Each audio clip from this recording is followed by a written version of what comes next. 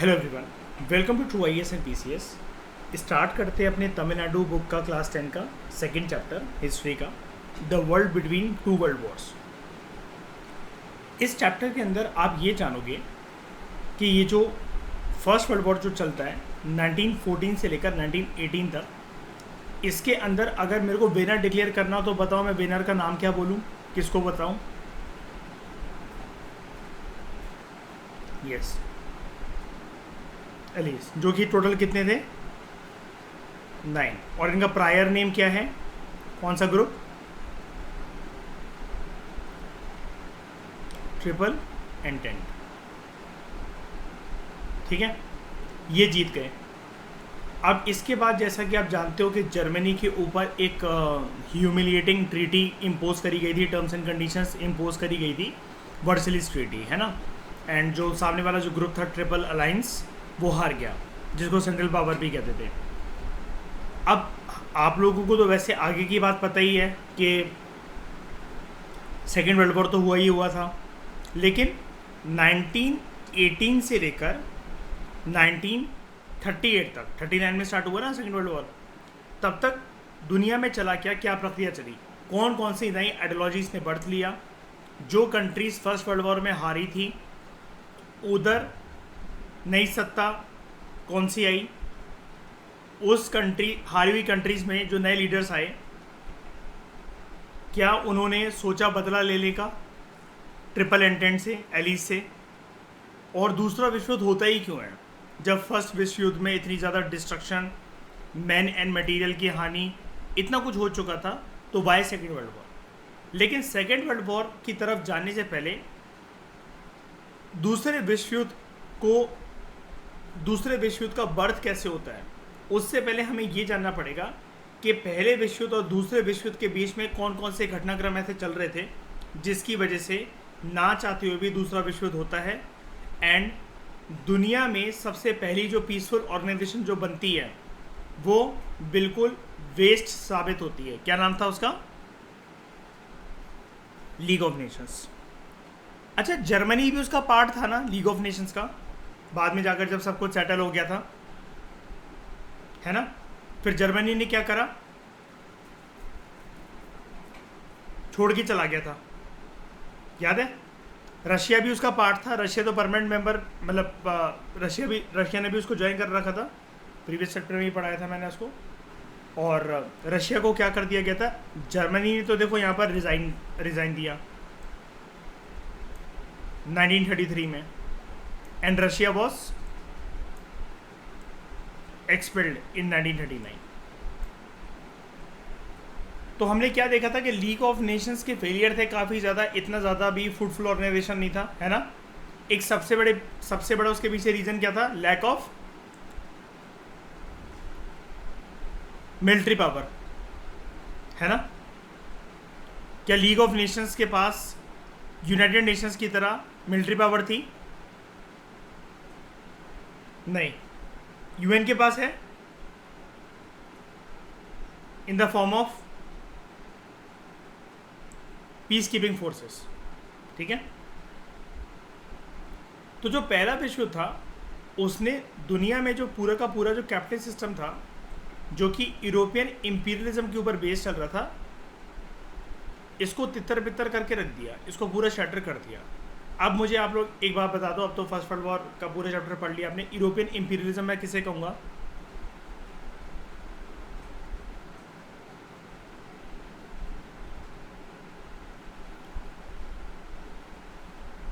Economic, है ना, only economic.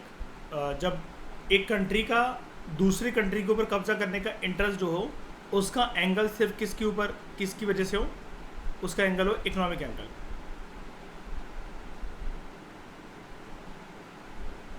ठीक है।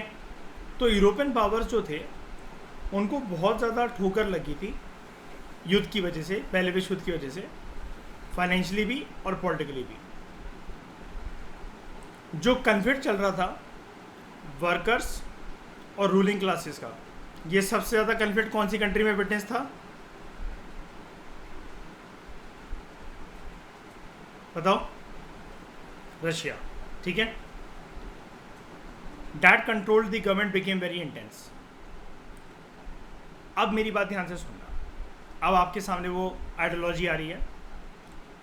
इन सारे घटनाक्रम की वजह से जो वर्कर्स, पीजेंट्स रूलिंग क्लास से भिड़ते थे, और रूलिंग क्लास ज़्यादातर कंट्रीज़ में मतलब जो सरकार थी that compose of ruling class generally, हर जगह पर सिचुएशन रशिया जैसी नहीं हो सकती ना। तो इसके चलते हुआ क्या, इटली के अंदर और जर्मनी के अंदर फासिज्म इमर्ज होता है। ठीक है, इटली और जर्मनी में फासिज्म इमर्ज होता है। और जर्मनी में जो फासिज्म आता है वो अल्टीमेटली किसकी फॉर्म लेता है? जर्मनी के अंदर जो फासिज्म था अल्टीमेटली वो किसकी फॉर्म लेता है? हिटलर कौन सी आइडियोलॉजी को प्रमोट करता था? Hatred against Jews and strengthening of the powers of Nazis. तो अल्टीमेटली वो क्या बना? नाजिज्म। यानी कि हिटलर किसके इंटरेस्ट के लिए काम करता था? ओनली नाजीज, बिकॉज उनको क्या क्या मानता था?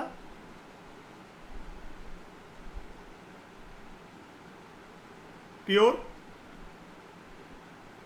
आर्यन ब्लड। ठीक है, एंटी कॉलोनियल स्ट्रगल्स जो थे, अब एंटी कॉलोनियल स्ट्रगल्स को मैं ऐसा कह सकता हूँ, ये इंडियन इंडिपेंडेंस मूवमेंट्स अलग अलग कंट्रीज में ये और ज़्यादा इंटेंसिफाई हो जाएंगे दूसरे विश्व युद्ध के बाद, क्योंकि दूसरा विश्व युद्ध लड़ने के बाद जो कॉलोनियल पावर्स थी वो वीक होती चलेंगी।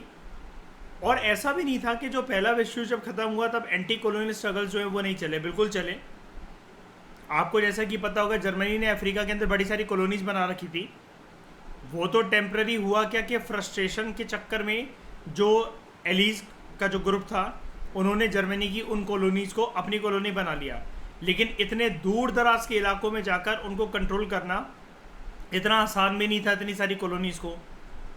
तो उन कंट्रीज़ में जब आज़ादी की लड़ाई जब शुरू हुई तो बड़ी सारी ये जो कॉलोनियल पावर्स हैं इनको अपनी कॉलोनीज़ को आज़ादी देनी पड़ी। ठीक है,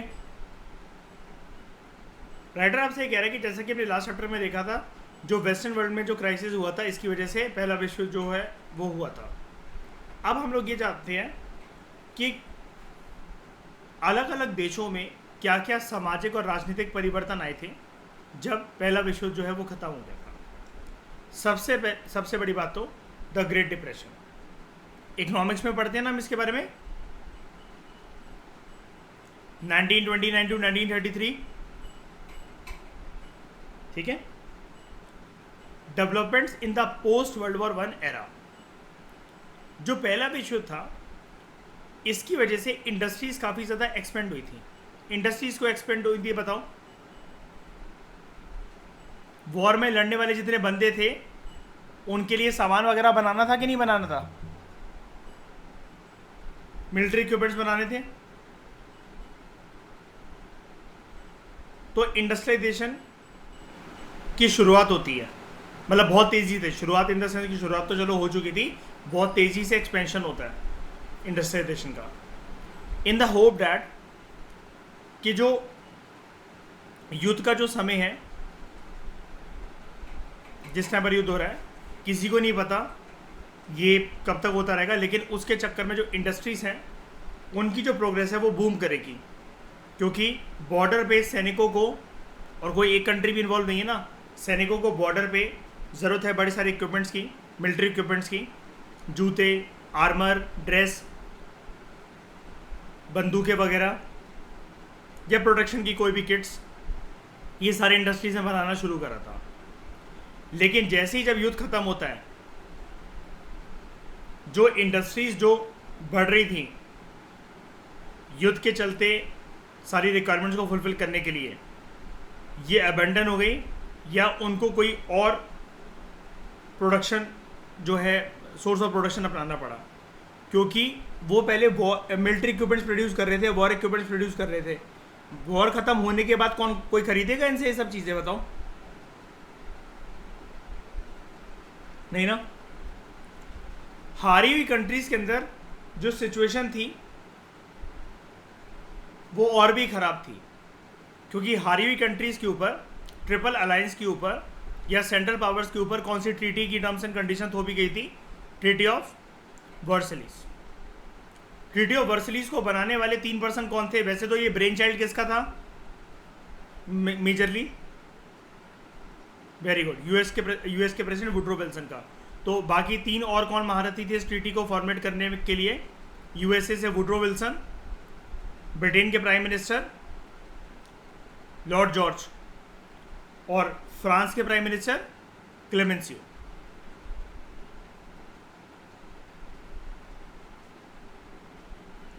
इकोनॉमिक नेशनलिज्म की एक नई लहर जो है वो दौड़ पड़ी, which express itself in protectionism और इन टैरिफ बैरियर्स, जिसकी वजह से दुनिया में जो व्यापार है वो अफेक्ट हुआ। अब ये टर्म आपके लिए नई है, इसको प्लीज़ ध्यान से समझना और लिखना अपने नोट्स में। Economic nationalism. Economic nationalism basically, अगर आज मुझे इसको बोलना हो ना, अगर आज समझाना हो मुझे कि 2023 में मैं इसको कैसे बोलूँगा, तो इसको आप समझ सकते हो एस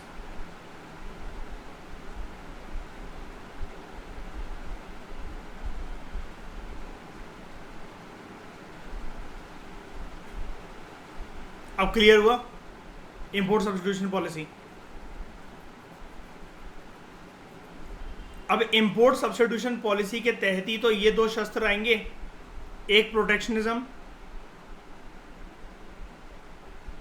और दूसरा इंक्रीमेंट इन टैरिफ बैरियर्स। मैं कोशिश क्या कर रहा हूं, सामान जो है, कोई भी जो चीज़ है वो हमारे देश में प्रोड्यूस हो और बाहर से क्या करे वो, बोलो?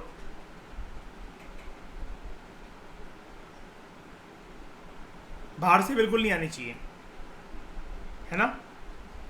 The war also placed heavy burden of debt on every European country. और इनके ऊपर कर्जा क्यों बढ़ा? Because they financed war.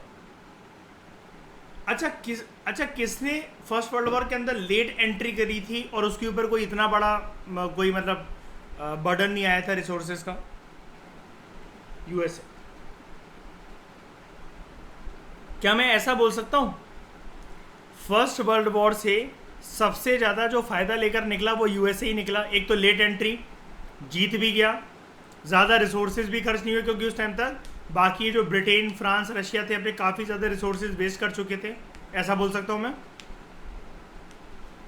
है ना? पहले आप लोग मुझे ये बताइए, आपको ये समझ में आया मैं क्या बोल रहा हूँ यूएसए के बारे में? ठीक है, अब सुनो। यूएसए सबसे ज़्यादा फ़ायदा लेकर जाता है, वो चीज़ ठीक है, लेकिन बकरे की माँ कब तक खैर मनाएगी? कभी तो आएगी। यूएसए की लंका लगना बाकी थी। अब यूएसए में एक घटनाक्रम होता है, stock market crash. Stock market crash USA में पहली बार था, लेकिन ये कोई आखिरी बार नहीं था, क्योंकि जैसा कि आप जानते हो इसको वैसे वॉल स्ट्रीट क्रैश भी बोला जाता है। लेकिन स्टॉक मार्केट क्रैश यूएसए में टाइम टू टाइम हो चुका है। ऐसी प्रोमिनेंट घटना छोटे छोटे लेवल पर तो होती रहती है, लेकिन सबसे बड़े लेवल पर जो हुई वो इस टाइम पर हुई। फिर आप जानते हो एक हुई थी जिसके बाद बड़े सारे यूरोपियन और अमेरिकन कंट्रीज रिफॉर्म्स लेकर आते हैं। बताओ कौन सा साल? हमें नितिन सिंघानिया में भी पढ़ रहे थे उसको।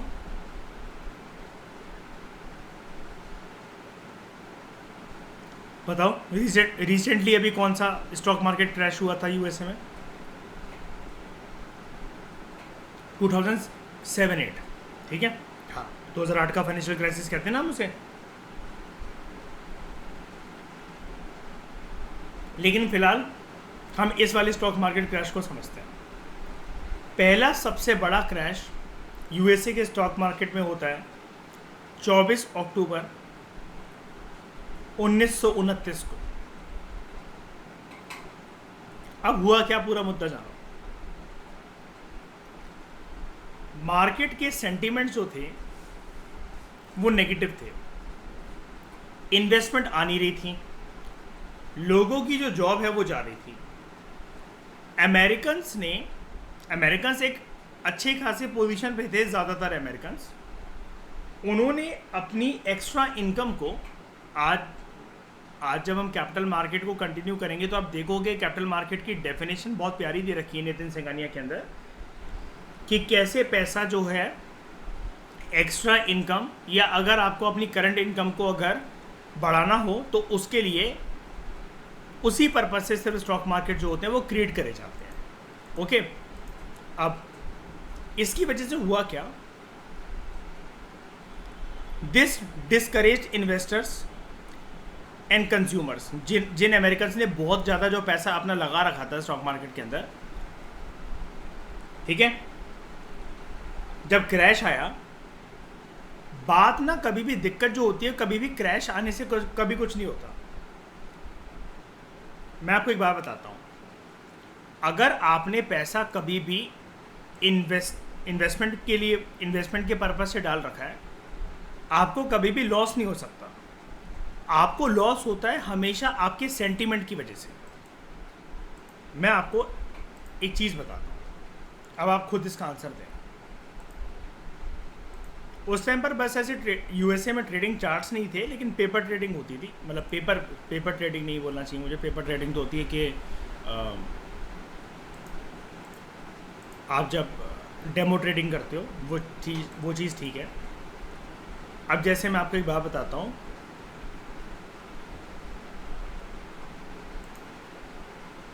ये पंजाब नेशनल बैंक का शेयर है, ये अभी कितना चल रहा है, 59 रुपीज़ का, ठीक है, 59 रुपीज़ का चल रहा है।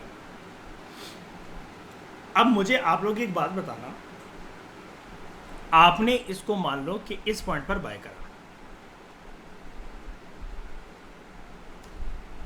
59 की रेट पर आपने इसको बाय करा, ठीक है, और ये आपका स्टॉक जो है ये इधर आ जाता है, 44 रुपीज़ पर आ जाता है।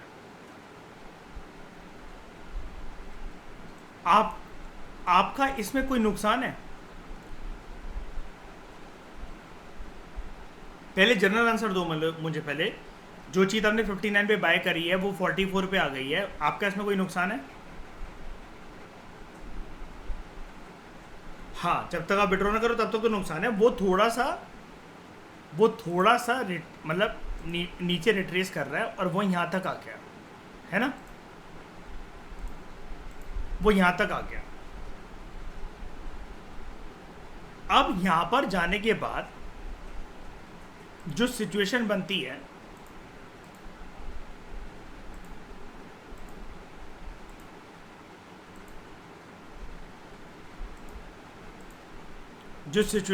वो तो यही बनती है कि आप इस पॉइंट पर जाने के बाद अपनी पोजीशन का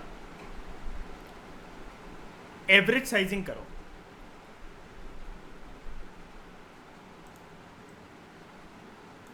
एवरेज साइजिंग का मतलब क्या होता है, आप यहां पर और बाय कर सकते हो, और अच्छे रेट पर मिल गया ना तो आपको ये। लेकिन होता क्या है, जब मार्केट के सेंटीमेंट ना जब बहुत ज़्यादा नेगेटिव होते हैं, लाइक ये तो अभी आपको दिख रहा है कि यहाँ तक आगे, चलो कोई बात नहीं, मैं ज़रा आपको यहाँ लेकर चलता हूँ।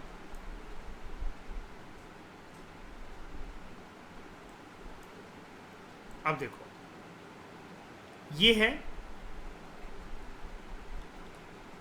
ये वाला पॉइंट है 2 अप्रैल 2019 का, पीएनबी 100 रुपये का। कोविड देखो नीचे, फरवरी होते होते मार्च होते होते ये आ गया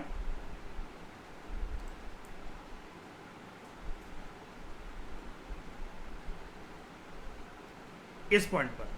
कितना रुपए? 26 रुपये। मुझे क्या बताना, ऐसा डर लगता ना वैसे किसी को कि अब पीएनबी खत्म, जो 100 रुपये की चीज़ है वो 26 रुपये पे आ गई है। सेंटीमेंट समझ रहे हो अब इंसान के। लेकिन अगेन मेरा पॉइंट तो वही रहता है कि जब इन्वेस्टमेंट कर रखी है तो डर नहीं होना चाहिए। अगेन यहाँ पर आपको अपने पोजीशन की एवरेज साइजिंग करनी चाहिए इस पॉइंट पर। लेकिन मुझे बताओ, कोविड आने की वजह से ये पीएनबी कैसे गिर सकता है? कोविड के आने से ये रेड कैंडल्स का क्या लेना देना? कोविड आ रहा है, चलो वो चीज़ समझ में आ रही है, लेकिन कोविड आने की वजह से ये इसका इससे क्या लेना देना?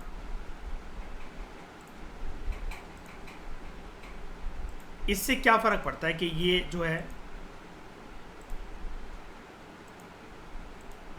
ये इस पॉइंट तक आ गया, पीएनबी का शेयर खर्चा नहीं करना शुरू करा, ये करना नहीं, वो श्रेया सुनो तो, मेरी बात तो सुनो। लोगों ने बेचना शुरू कर दिया डर के मारे पीएनबी को। जब बेचना शुरू कर दिया तो सैलरी सेलर, बायर कोई है ही नहीं, अब लोगों को इतना विश्वास होता नहीं है क्या?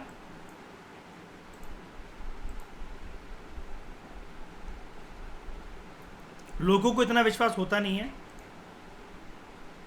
ये पीएनबी जैसी चीज डूब जाएगी क्या?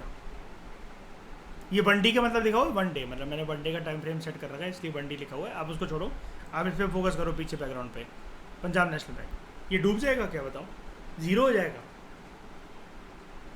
कभी भी जो अच्छे शेयर्स होते हैं जिसका आप नाम सुनते हो वो कभी भी जीरो नहीं हो सकता, जिसकी वजह से इकॉनमी चल रही होती है, इकॉनमी प्रभावित होती है, वो कभी जीरो नहीं हो सकते।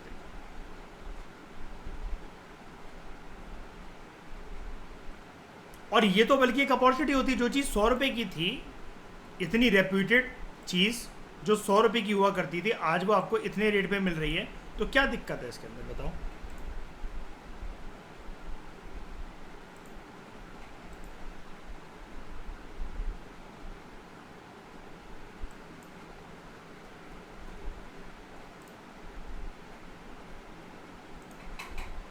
ठीक है, इससे आप एक चीज़ समझ गए कि सेंटिमेंट्स कैसे वर्क करते हैं। अब यहाँ पर जब मार्केट क्रैश करता है, हमारा मार्केट दिखाता हूँ मैं कैसे क्रैश हुआ था। जैसे मतलब छोटा था क्रैश, मतलब कोविड के टाइम पर, वो तो हर एक इकॉनमी का हुआ था, लेकिन कोविड पे चलते हैं। नीचे देखना 2020 निफ्टी 50 है ना हमारा मार्केट, ये देखो,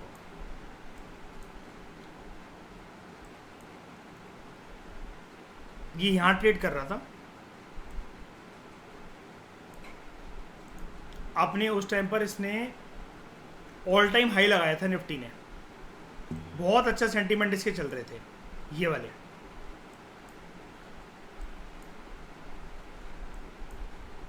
देखो नीचे डेट देखो, 20 जनवरी 2020 ऑल टाइम हाई लगाया निफ्टी ने अपना।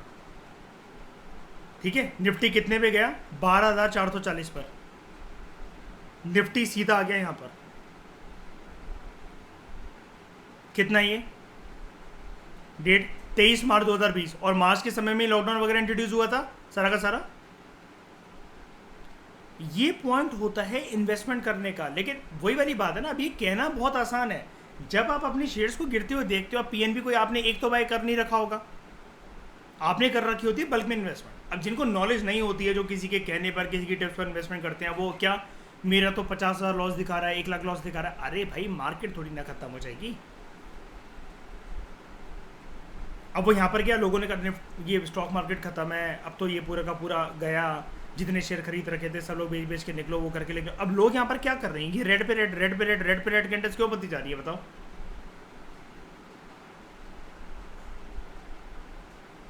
क्यों? बिकॉज सब लोग अपना सेल कर रहे हैं ना। और बस यही जो नेगेटिव सेंटिमेंट्स होते हैं, इसमें जो लोग अपनी इन्वेस्टमेंट को डबल कर देते हैं, बूस्ट कर देते हैं, उनको फ़ायदा मिलता है। और निफ्टी ने ऑल टाइम हाई यहाँ लगाया था। अब उन्होंने कहा कि इंडियन मार्केट बर्बाद है, 12,440 दिख रहा है। आज निफ्टी जो ट्रेड कर रहा है, उसने जो आज नया ऑल टाइम, मतलब इस बार जो अब नया ऑल टाइम हाई लगाया,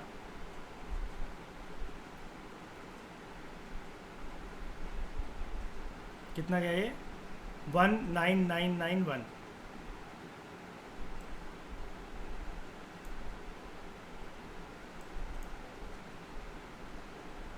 देख रहे हो कहाँ से कहाँ, ये ऑल टाइम हाई था निफ्टी का, ये लो पॉइंट लगाया उसने कोविड के टाइम पे, और अभी यहाँ पर अभी इतना महंगा है ना हमारा मार्केट, इतना महंगा है ना कि आप कुछ भी कितना भी पैसा लगा के खरीदोगे आपको चीज़ें महंगी ही मिलेंगी। तभी मैंने बोला था एक बार इसको, इसके डूबने का वेट करो आप। ये आपको जब यहाँ देखने को मिलेगा ना, debt will be the best point of investment, और तब नाम क्या होगा, रिसेशन है, दोबारा मार्केट बर्बाद हो गया, ऐसा हो गया। लॉन्ग टर्म के अंदर हमारा मार्केट या कोई भी मार्केट कभी भी बर्बाद नहीं होता। देखो ये इसका चार्ट है, मैं यहाँ खोलता हूँ 1 साल वाला चार्ट, ये देखो ये कब से आना स्टार्ट हुआ हमारा इंडियन स्टॉक मार्केट, से भी कब से बना था 1992 में ना, ये क्या दिख रहा है आपको 1 जनवरी 1990, वैसे वो साल का चार्ट है इस वजह से 1992 में प्रॉपर तरीके से आया था, तब से भी नहीं था, से भी बाद में आया ना, स्टॉक मार्केट तो पहले ही शुरू हो गया था। बताओ आपके सामने है, ये देखो लंबे समय के अंदर आप कभी भी अगर अपना पैसा डालोगे वो कभी आपको धोखा नहीं देने वाला। ये देख लो आपके सामने है 1990 से लेकर 2023 तक जहाँ पर आप बैठे हो, और ये जो कैंडल्स बनी है ये एरा देख लो कौन कौन सा है। ये देखो 1 जनवरी 2008, दुनिया में क्या चल रहा था उस टाइम पर, 2008 का फाइनेंशियल क्राइसिस। स्टॉक मार्केट ऐसे ही वर्क करते रहे और ऐसे ही करता रहेगा। लॉन्ग टर्म के अंदर हमेशा कोई भी मार्केट जो होता है स्टॉक मार्केट वो बुलिश ही होता है।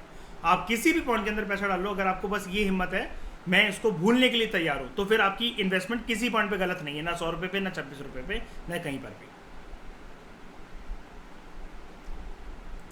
अब वापस आ जाओ, आपने इंडियन स्टॉक को समझ लिया कि कैसे वर्क करते हैं सेंटिमेंट्स, अब यहाँ पर आ जाओ।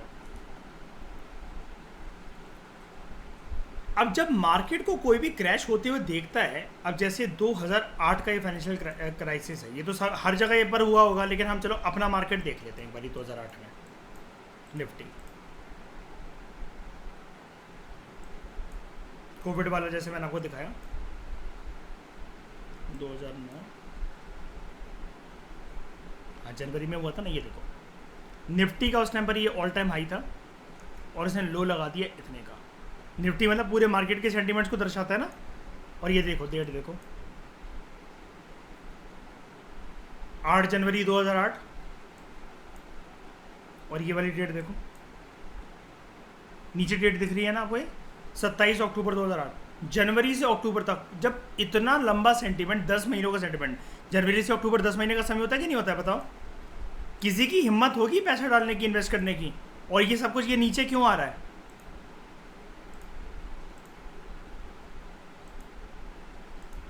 लोग सेल कर रहे हैं डर के मारे।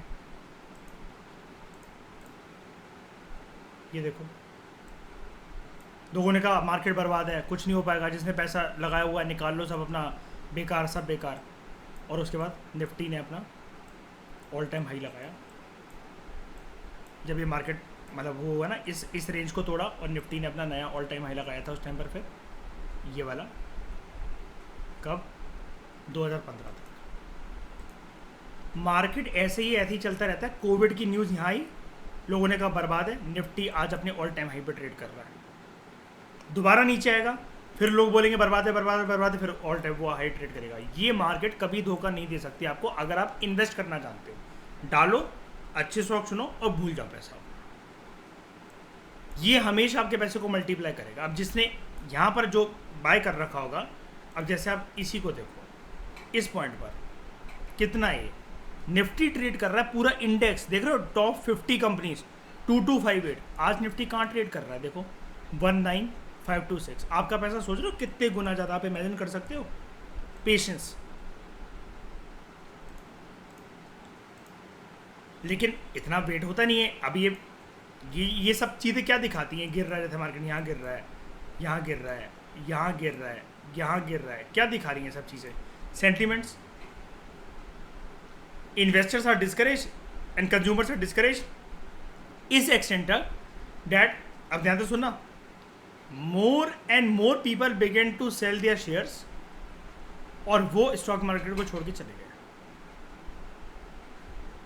जब लगा रखे थे पैसे, जब उनको बहुत ज़्यादा रिच वाली लाइफस्टाइल मिल रही थी, तब तो कुछ बात नहीं, फिर स्टॉक मार्केट तो जुआ है, ये है वो है, ये अमेरिका के लोगों में एक ट्रेंड स्टार्ट हो गया था, एक साइकोलॉजी उनकी ऐसी प्रभावित हो गई थी जब उन्होंने गिरता हुआ देखा। और अमेरिका में शेयर मार्केट नहीं, मतलब क्या कहेंगे उसको, इंडेक्स का नाम क्या होता है, नैस्डैक, है ना।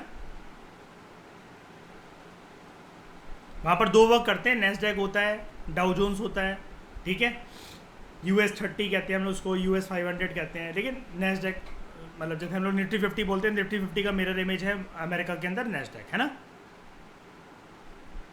अब कोई बायर ही नहीं थे यहाँ पर।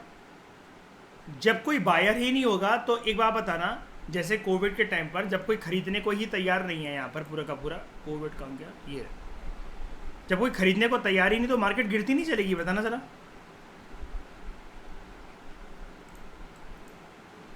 सामने एक बायर तो होना चाहिए ना, तभी तो ग्रीन कैंडल बनेगी। जब कोई बाय करने को तैयार ही नहीं है, लोग बेचते बेचते बेचते जा रहे हैं, तो ये गिरता चला जा रहा है। बीच बीच में आ रहे हैं बायर, लेकिन सेलर्स की दम ज़्यादा है, तभी वो मार्केट को यहाँ तक दिया, गिरा दिया।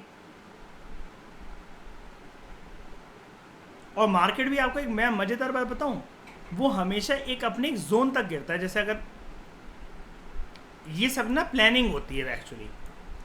अब देखो जैसे ये इस रेंज तक गिरा है,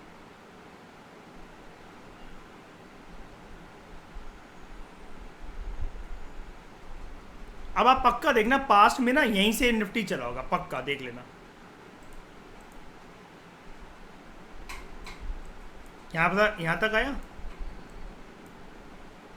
ये देखो है बिल्कुल इस लाइन के आसपास, निफ्टी यहीं से चला इस रेंज तक पहले जब गया, ये देखो। ये पूरी प्लानिंग होती है, पूरी प्लानिंग। एक बार अगर आपने इस गेम को सीख लिया ना, तो बस आपको कुछ नहीं करना, बस आपको एक्स्ट्रा इनकम जो है बस वो डाल के छोड़ देनी है।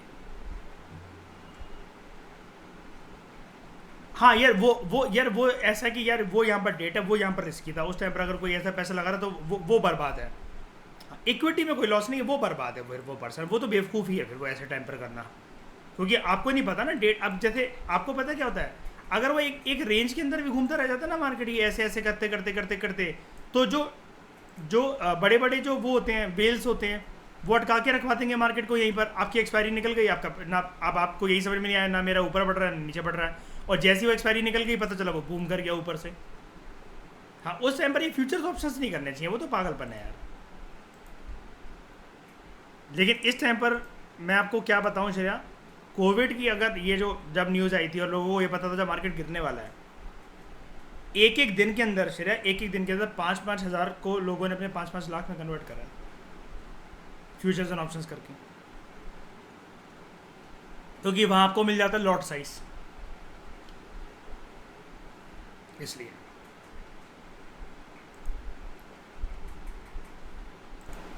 तो this was followed by the failure of American banks.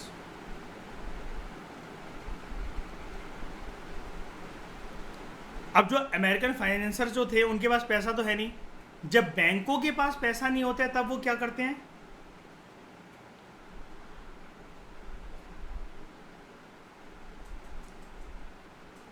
लेकिन आना तो चाहिए ना कहीं से पैसा इकोनॉमी के अंदर, पैसा है ही नहीं। जब पैसा नहीं तो लोन के तौर पर नहीं दे पाएंगे, लोन के तौर पर नहीं दे पाएंगे तो इंडस्ट्रीज वर्क नहीं करेंगी, इंडस्ट्रीज वर्क नहीं करेंगी तो एम्प्लॉयमेंट नहीं क्रिएट होगी, एम्प्लॉयमेंट क्रिएट नहीं होगी तो इकोनॉमिक एक्टिविटीज, इकोनॉमिक ग्रोथ नहीं होगी, ultimately whole economy will collapse, और यही कोलैप्स क्या बनता है, इकोनॉमिक डिप्रेशन। एक बड़ा बबल बन जाता है ना, पहले लोगों की जॉब जाती है, वो होता है रिसेशन। जब पूरी इकोनॉमी के हर एक सेक्टर फिर लैक ऑफ इकोनॉमिक एक्टिविटी की वजह से सफ़र करते हैं, वो रिसेशन का बबल और बड़ा बनकर क्या बन जाता है, डिप्रेशन। वो कर्व आपको बहुत कुछ बताता है ना कि कैसे इकोनॉमिक रिकवरी होती है, जिसमें आपने देखा होगा, मैंने ट्रेडिंग व्यू खोल कर सारे बनाए थे वो, है ना। ये हर साल ना श्रेया, वो जो मैंने करवाया था ना, हर साल आपको इकोनॉमिक सर्वे में देखने को मिलेगा। और एडेड एडवांटेज पता है क्या है हमारा, ये किसी को भी नहीं पता रहता कि कर्व क्या वर्क कर रहे हैं, क्यों कर रहे हैं, वो रट्टा मार के जाते हैं। लेकिन वो रिकवरी मैंने सारे के सारे कर्व मैंने रियल स्टॉक मार्केट के अंदर प्लॉट कर कर दिखाया मैंने कि कैसे वर्क करता है वो।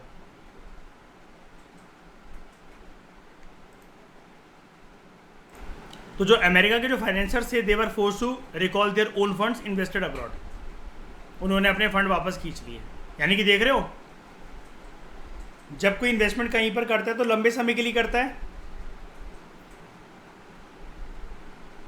अब अमेरिका के फाइनेंसर्स ने लंबे समय के लिए कर रखा होगा with the aim of profit expectation. इन लोगों ने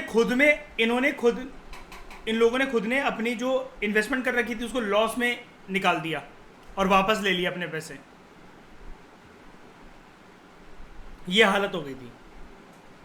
breakdown of international system of exchange. America की सरकार ने बड़े सारे इमरजेंसी मेजर्स लिए थे, अनाउंस करे थे, सच एज खर्चे कम करना, टैक्सेशन को बढ़ाना। लेकिन ये हालत ना अमेरिका में इंप्रूव हुई ना ही इंग्लैंड में इंप्रूव हुई। इंग्लैंड भी जूझ रहा था, लेकिन वो अलग बात है कि स्टॉक मार्केट क्रैश जो है वो सिर्फ अमेरिका का पार्ट था। विनर तो दोनों यही थे ना, वैसे मतलब ग्रुप तो इन्हीं का था ना, एलीज का।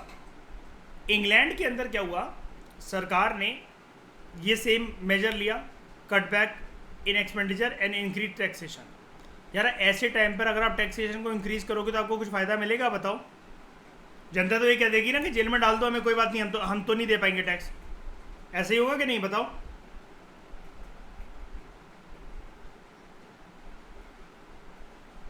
लेकिन इससे कोई सिचुएशन इंप्रूव नहीं हुई इंग्लैंड में। अब याद है आपको एक बात, मैंने आपको एक चीज़ बताई थी कि हमारा रिजर्व बैंक या दुनिया के सारे रिजर्व बैंक ये कोशिश करते हैं कि अपने करेंसी, फॉरेक्स रिजर्व वगैरह के साथ साथ एक वो गोल्ड की वैल्यू भी पैक कर रखते हैं कि इतना इतना अगर कैश पड़ा है तो इतना इतना गोल्ड भी होना चाहिए और गवर्नमेंट सिक्योरिटीज़ भी होनी चाहिए। पता ना आपको ये वाली बात? तो इंग्लैंड ने करेंसी को जो बैलेंस करता हुआ आ रहा था गोल्ड स्टैंडर्ड के साथ, इस गोल्ड स्टैंडर्ड को छोड़ दिया। यानी कि अगर सेंट्रल बैंक की तिजोरी में अगर इतना पैसा पड़ा है तो उसके सामने कितना क्या होना चाहिए? गोल्ड होना चाहिए। हमारे देश में कितना होता है मिनिमम, कितने करोड़ का? ये सब गवर्नमेंट सिक्योरिटीज और गोल्ड को मिलाकर 200 करोड़, इतना तो होना ही चाहिए। इंग्लैंड ने ऑल टुगेदर इस सिस्टम को ही छोड़ दिया और इमीडिएटली एक के बाद एक जो कंट्रीज, ये जो थी European countries, they also left the gold standard. हर एक नेशन इंपोर्ट सब्स्टिट्यूशन की पॉलिसी को अपना रही थी through protectionism and devaluation of currency. Currency की कीमत मतलब कम हो रही थी, कम मतलब जैसे कहते हैं ना कि एक कंट्री की करेंसी कितनी ताकत होल्ड करके रखती है, उसकी वैल्यू गिर रही थी। मैं दो टर्म आपको बताऊंगा आगे चलकर कि डीवैल्यूएशन और डेप्रिसिएशन में क्या फ़र्क होता है।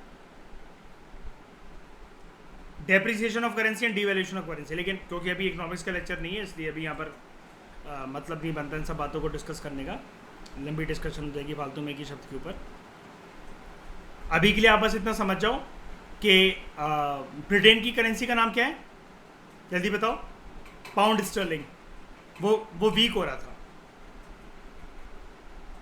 Devaluation force creditors to stop lending, वो पैसे ही नहीं दे पाए, पाउंड वीक था। पूरी दुनिया में उस टाइम पर पैसों की किल्लत थी। अच्छा, ब्रिटेन के लिए एडिशनल चुनौती क्या है? ये जो वर्ल्ड वाइड क्रेडिट कॉन्ट्रैक्शन हो रहा है, मतलब पैसा नहीं मिल पा रहा है और वो लैंडिंग पे नहीं दे पा रहे हैं और जो फाइनेंसर्स हैं वो अपना इन्वेस्टेड पैसा को वापस खींच रहे हैं।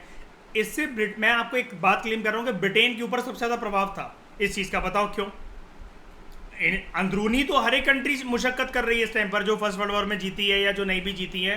पूरा का पूरा यूरोप और अमेरिकन कंट्री मतलब ध्वस्त है इस चीज़ से, पूरी की पूरी आर्थिक व्यवस्था से। लेकिन ज़्यादातर इम्पैक्ट ब्रिटेन के ऊपर क्यों है? क्योंकि इन भाई साहब क्यों, वेरी गुड, क्योंकि इन भाई साहब ने सबसे ज़्यादा कॉलोनी बना रखी थी अपनी दुनिया में इधर उधर, है ना। उनकी मेंटेनेंस के लिए पैसा चाहिए कि नहीं चाहिए? बताओ। तुम एक हद से ज़्यादा कॉलोनी को वो भी नहीं कर सकते हो, सप्रेस भी नहीं कर सकते हो कि तुम माथे पैसा निचोड़ लो, क्योंकि तुम अभी तक निचोड़ते आ ही रहे हो। उससे ज़्यादा अगर तुम निचोड़ोगे फिर तुम टू फ्रंट का वॉर लड़ नहीं पाओगे। कैसा वॉर?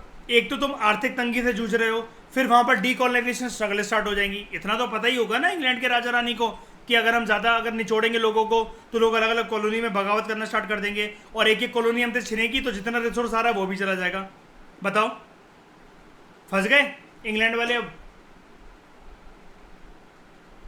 और आगे चल के पता है श्रेया, यही रीजन बनेगा ब्रिटेन, मैं आपको बहुत बार बात बता चुका हूँ, आप सब लोगों को ठकुराइन याद है कि ब्रिटेन अगर नहीं चाहता तो आज़ादी नहीं देता। वो खुद की आर्थिक तंगी से जूझ रहा था, इसलिए वो डिसाइड करता है 1946 में कि हम आज़ादी दे देंगे। आपको पता है ना, पहले इंडिपेंडेंस हमें 1946 में मिलने वाली थी, डिले होते होते होते होते वो 15 अगस्त तक पहुंच गई, 1947 तक।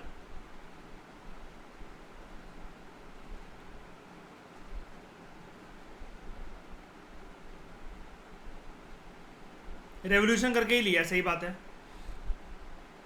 हाँ बिल्कुल, सही कह रहे हो बिल्कुल। और ये देखो प्रो लेवल के बच्चे हो गए हैं सच्चाई के रखवाले।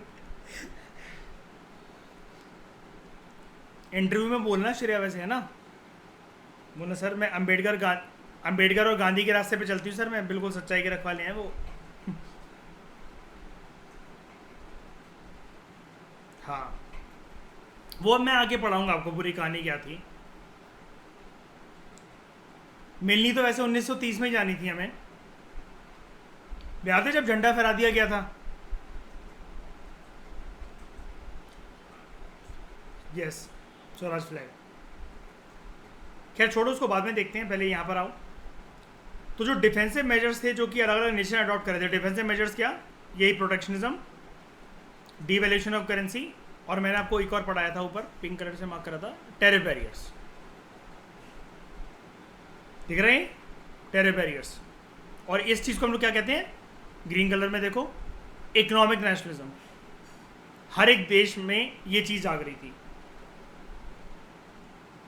हर एक कंट्री अपने इकोनॉमिक इंटरेस्ट को सेफगार्ड करना चाह रही थी, जिसकी वजह से अनप्रेसिडेंटेड का मतलब होता है नेवर नोन बिफोर। इससे पहले दुनिया में इतनी ज़्यादा तेज़ी से इकोनॉमिक एक्टिविटी कभी भी नहीं गिरी थी। अब as its effect was deep and prolong, economics और हिस्टोरियंस इसको क्या कहते हैं, कितने लंबे समय तक ये सिलसिला चलता रहा, ग्रेट डिप्रेशन।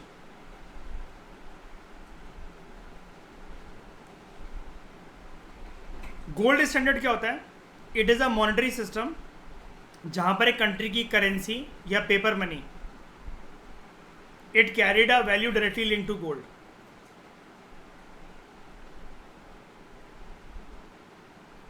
यानी कि करेंसी को किसके बिल्कुल बैलेंस करके पैक करा हुआ है, किसके सामने, गोल्ड के सामने।